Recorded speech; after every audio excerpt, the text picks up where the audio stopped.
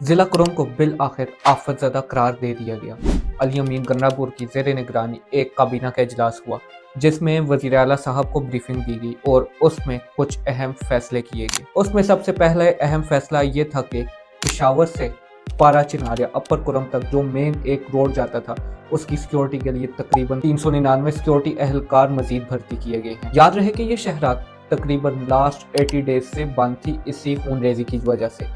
इसकी वजह से अपर कुरम के जो इलाके थे वो बंद होके रह गए थे गजा की तरह, और उसमें तकरीबन 40,000 लोग कैद होके रह गए थे। उन्हें अद्वियात की किल्लत होने लग गई थी, जैसे इन दिनों हेलीकॉप्टर के थ्रू 10 टन के करीब अद्वियात फराहम किए उस एरिया को।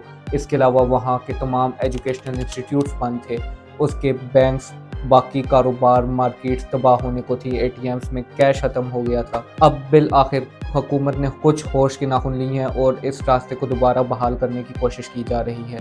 इसके अलावा एक और अहम फैसला हुआ है कि तमाम जो इलीगल हथियार हैं, चाहे वो सुन्नी ग्रुप्स के पास हों या शिया ग्रुप्स के पास हों, उन सब को हुकूमत अपनी तहवील में लेगी। लेकिन इधर सवाल ये उठता है कि उनके पास इतना जदीद असलहा आया कहाँ से कि वहाँ सिक्योरिटी फोर्सेस भी बेबस होकर रह जाते हैं इनके असलहे को देख के। इसके अलावा उस रास्ते पे तमाम मोर्चे जो शिया हो या सुन्नी ग्रुप्स हों उनके कब्जे में थी, उन सबको मस्मार कर दिया जाएगा। दोनों ग्रुप्स के जिरगे में फैसले के बाद इस रोड को बहाल कर दिया जाएगा। एक और अहम फैसला ये किया गया है कि तमाम जो सोशल मीडिया पेजेस हैं जो फिरका वारियत और नफरत को फैला रहे हैं इस इलाके के, उन सबको FIA के थ्रू बैन कर दिया जाएगा। अब उम्मीद है कि कुरम के मसले में कुछ ना कुछ हल निकलेगा, लेकिन इस सब में एक बात गौर करने की यह है कि अभी भी पाकिस्तान गवर्नमेंट इसको दो ग्रुपों की लड़ाई कह रहा है, ना कि किसी शिया सुन्नी फसाद।